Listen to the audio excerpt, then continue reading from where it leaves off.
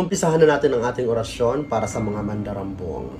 Sa mga kontraktor na mga nandaya, nagmanipula, nanloko para magkamal ng salapi ng taong bayan, inuutusan ko ang kamalasan, habulin mo sila. Tugon, Kamalasan, habulin mo sila.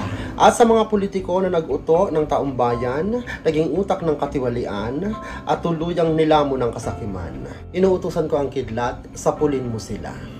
Tugon, Kidlat sa pulin mo sila. at sa mga nipo babies na talaga namang intensyong mag-inggit, magyabang, mag-flex ng mga karangyaan sa kabila ng mga hindi maipaliwanag na mga kayamanan at questionabling mga ari-arian, inuutosan ko ang karma, manatili ka sa kanila.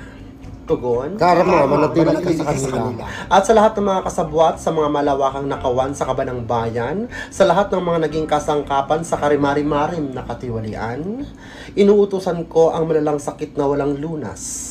Dapuan mo sila. Tugon, Malalang sakit na walang lunas, dapuan mo sila.